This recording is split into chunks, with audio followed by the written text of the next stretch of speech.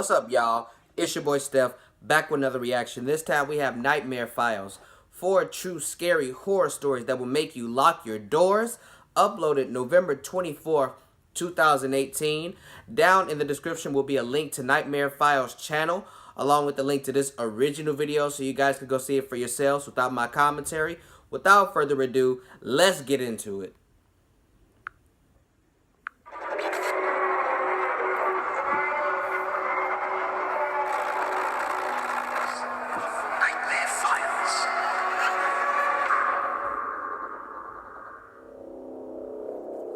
That will make you lock your doors. That's a new one.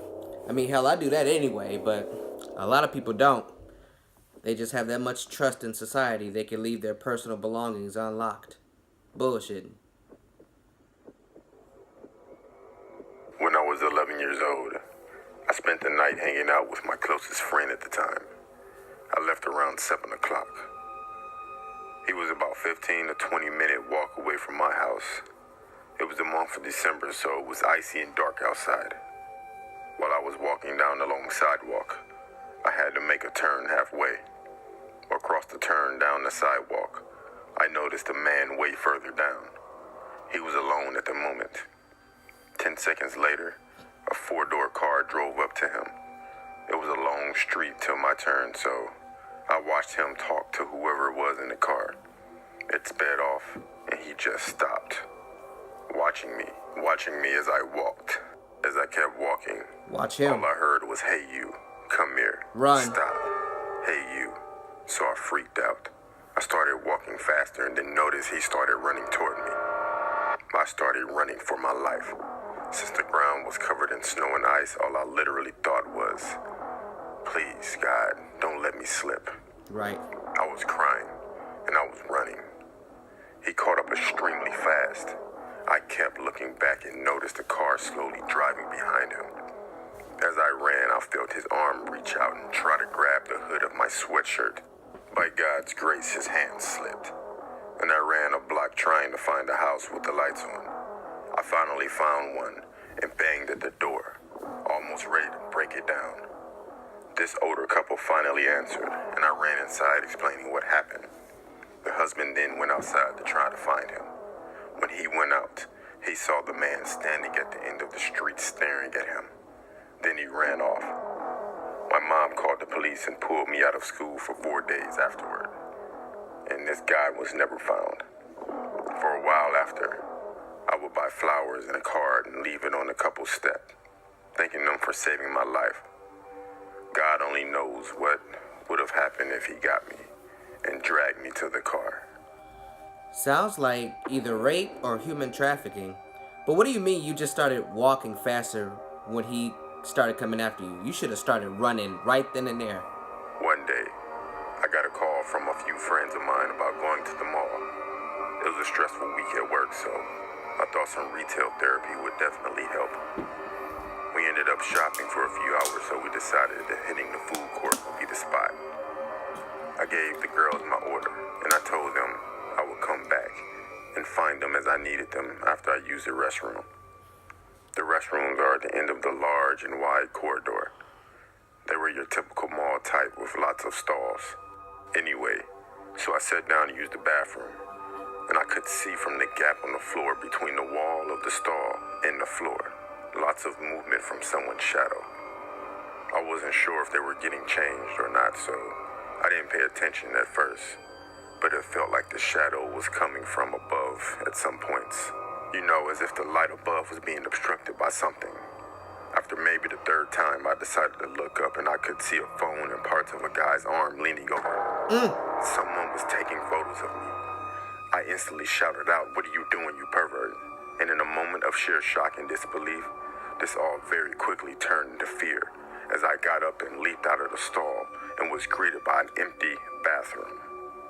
Not one person was in sight, and from the quick glance of the mirrors opposite, there was only one stall shut, and it was the one next to me. I ran for the restroom exit, but it was locked. Luckily, it had a twist lock, and I could turn it as I did. I heard the stall open from behind me. Run. I got out immediately and turned as I exited and noticed a sign on the door saying, "Closed for maintenance." This sign was not here when I went in. Wow. I screamed some more, shouting to get anyone's attention as I ran down the corridor toward the food hall, and had obviously caught the attention of a few people. A group of 3 guys stopped me and clearly could see the panic in my eyes. They asked me questions and I explained.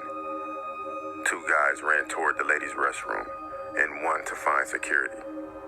Security arrived within seconds.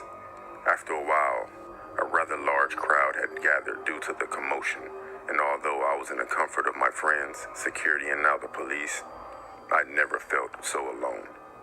Security and police, nor 2 guys found anyone. There was a few staff only, and fire exit doors opened down the corridor, so plenty of escape routes for whoever this guy was. Right. I gave my statements down at the station later that day once my parents showed up. The police said they had security tapes from the cameras that point down the corridor and will keep us updated with any news. Hopefully, they find this guy. Hell no, he put up that closed for maintenance so no one would come in there so he could do whatever he wanted to do to you in peace without being disturbed. A month ago, I was at a pharmacy filling a prescription. I have central pain following a stroke I had in my early 20s. I can walk, but the brain damage causes severe burning in my entire body. Due to this, I am on morphine and seen by a specialist at a well-known hospital. I dropped off my prescription and I waited. I noticed a guy behind me, standing way too close. He could hear everything we said. I sat down and tested my blood pressure. I noticed him walking around in the aisles by me. I thought he was just waiting too. They called my name 20 minutes later. I didn't see him while leaving the store. I looked in my car and I got in, locking my doors immediately due to paranoia watching scary movies, I guess. Right. I stopped at the first stop sign, and out from behind the tree, it jumps the same guy. In one motion, he was out from behind the tree and was grabbing my passenger side door handle, but it was locked. Good. He seemed as shocked as I was and looked like he was grabbing for a back passenger door. I started screaming and I put my hand on my horn and sped away. Other cars were also honking. I saw him run, so I drove until I saw a cop car sitting at Carl's Jr. and ran in. Good. He took my info and drove to the stop sign and asked me to follow him. I couldn't see him anymore. The police officer said it happened last week with an elderly lady, so he needed to find him. I was really, really lucky, but always lock your door. Blessed, actually. Yeah, had you not locked your door, you would have got. So I'm a nurse, and I was driving home from work one night. The roads were deserted, and it was freezing that night. I don't live far from work, maybe a couple of miles. I'm driving down a residential street around the corner from my house, and I see a man laying face down in the street. Once again, I'm a nurse, so my first thought was great. Gotta help this guy. No. I was coming off of a long shift and falls happen all the time. It's a setup. As I slowed down the car, I suddenly realized what an idiot move it was. I'm a 100-pound woman and I don't carry a weapon. Oh, bullshit. I thought I should do something to help this guy, so I called 911 as I drove past him and slowed to a stop at the end of the block. There you go. While I was stopped at the light, I explained to the dispatcher that there was a man in the road who might need assistance. All of a sudden, I hear a loud bang, bang from the driver's side window. I screamed and I looked over. A man was pounding on my window and jiggling the handle of my locked door.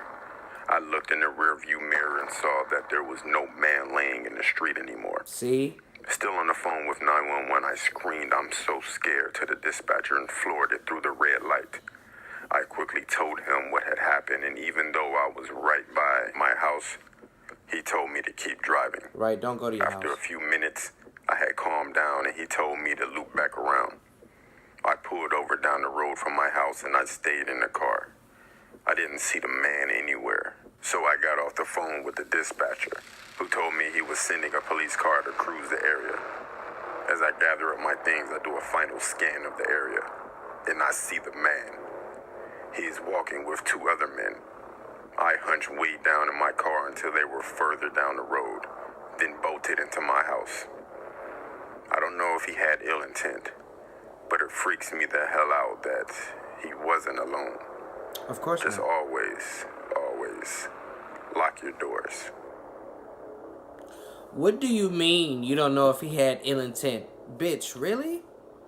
He was pretending to be injured and unconscious so you would stop and get out of your car so you would get robbed. And maybe raped. Nightmare Files. That's dead. On me, that's dead. What do you mean? I'm tripping about that. What do you mean you don't know if he had ill intent or not? He was pretending to be unconscious so you would stop the car, get out, was hoping that you were a woman, but probably still would have attacked you even if you were a man. And you would have been, being a woman, you would have been robbed and more than likely raped and maybe even murdered. Being a man, you would have been robbed and possibly murdered too. I'm glad you used your brain, a thing that a lot of people don't seem to utilize, and didn't get out of the car, but instead got on the phone with the police, the people who you're supposed to be calling, and let them handle it. You just explain where you're at, what the guy looks like, blah, blah, blah, blah, blah, the location, all that. And that's about it. There's no reason to get out. There's no reason to try to be a hero. None of that. Even if this was in broad daylight, I still don't suggest you get out of the car. Especially, since it's so secluded and it was like in a very isolated area. Nah, don't get out. You would have fucked all the way up had you got out. What fucked me up is the third story. He said he had a stroke in his 20s. Lord have mercy, man. Me being 24 years old now, it's like you think that you're invincible and indestructible to certain things that usually affect the older generation, but you're never really untouchable. It don't matter how old you are or how good you take care of yourself. Anything could happen. I mean, of course, if you're healthy, eat healthy, exercise on a daily or bi-daily basis, you have a better chance of staying healthy. But, never put anything past anybody or any situation. That's all I'm saying. And that is it for this video, y'all. If you like my reaction, like the video, comment on the video, and share the video. And if you really like this, subscribe to my channel. It really helps me out a lot. And tap that bell icon so you will be notified every time I drop new content, which I do on a weekly basis. That is all I got for y'all this time around. Your boy Steph is out.